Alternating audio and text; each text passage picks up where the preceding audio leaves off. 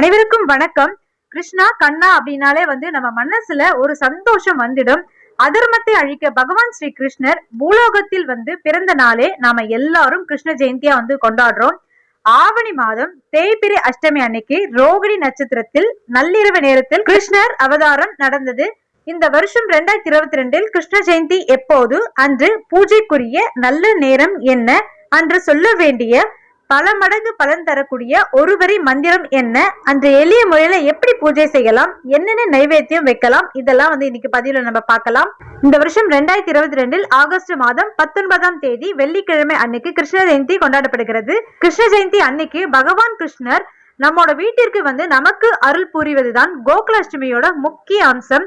அதனால கிருஷ்ண ஜெயந்தி அன்னைக்கு வீடு வாசல் சுத்தம் பண்ணி, வீட்டில் கிருஷ்ணர் விக்கிரகம் இருந்துச்சு அப்படின்னா அந்த விக்கிரகத்துக்கு அபிஷேகம் அலங்காரம் எல்லாமே செஞ்சிடணும்.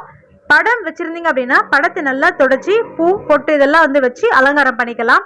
கிருஷ்ணருக்கு உரிய பாடல்கள் எல்லாம் பாடி மனதார கண்ணனை நினைச்சு விரதம் இருக்கணும். பிருந்தாவனத்தில் ஒவ்வொரு வீட்டிலும் கிருஷ்ணர் ஆடி பாடியதாகவும் அந்த காட்சியை சிவபெருமானை தரிசனம் செய்ததாகவும் புராணங்கள்ல சொல்லப்படுது. அதனால மாலை நேரத்துல அரிசி மாவால் வீட்டில் இருக்கும் குழந்தைய வச்சு குழந்தையோட பாதத்தை வாசல் முதல் பூஜை அறை வரை வரைக்கும் நடக்க வைக்கணும். அப்படி குழந்தைகள் வீட்டுல இல்ல, சின்ன குழந்தைகள் வீட்டுல இல்ல அப்படின்னா கைகள் மூலமா பாதம் மாதிரி அச்சு பதிக்கலாம். மாலை 6 மணி முதல் 7 மணிக்குள் கிருஷ்ணருக்கு பிடித்த அவல், சீடை, முறுக்கு, லட்டு, தயிர், வெண்ணெய், அப்பம், தட்டை மாதிரியான பண்டங்களை வச்சு தூப தீபம் காட்டி பூஜை பண்ணலாம். நிறைய பண்டங்கள் செய்யக்கூடிய சூழ்நிலையில இல்ல அப்படின்னு நினைக்கிறவங்க கவலையே பட வேண்டாம். உண்மையான அன்போடும் பக்தியோடும் தண்ணீர் கொடுத்தால் கூட அதை ஏற்றுக்கொள்வதாக பகவான் கிருஷ்ணரே சொல்லியிருக்கார். வெறும் அவல் வச்சு நீங்க பூஜை பண்ணா கூட பரவாயில்ல.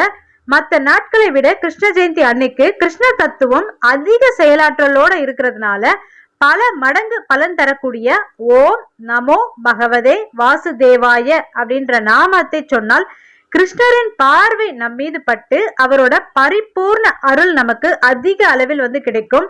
கிருஷ்ணரை வணங்கினால் யாருக்கு எப்படிப்பட்ட பலன் கிடைக்கும் அப்படின்றத பத்தி இப்ப பார்க்கலாம். கிருஷ்ண ஜெயந்தி அன்னைக்கு கிருஷ்ணரை விரதம் இருந்து வழிபட்டால் தெரிந்தும் தெரியாமலும் செய்த பாவம் கண்டிப்பா விலகிடும்.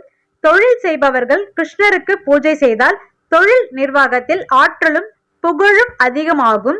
கன்னி பெண்கள் மனமுருகி கண்ணனை வழிபட்டால் திருமண தடை விலகி நல்ல வரன் அமையும். விவசாயிகள் கிருஷ்ணரை வழிபட்டால் விளைச்சல் அதிகமாகி செல்வம் பெருகும். கண்ணனை வழிபடும் குழந்தைகளுக்கு மூர்க்கத்தனம், கோபம் இது எதுவுமே சுத்தமா வராது. நல்ல பிள்ளைகளா வளர்வாங்க. அன்னைக்கு குழந்தைகளுக்கு வீட்டுல இருக்கக்கூடிய பெரியவங்க கிருஷ்ணரோட கதையை சொல்வது ரொம்ப நல்லது. இந்த தகவல் உங்களுக்கு பிடிச்சிருந்தா இந்த வீடியோ உங்க ஃப்ரெண்ட்ஸுக்கு ஷேர் பண்ணுங்க. மறக்காம நம்ம சேனலை சப்ஸ்கிரைப் பண்ணுங்க. தேங்க்யூ.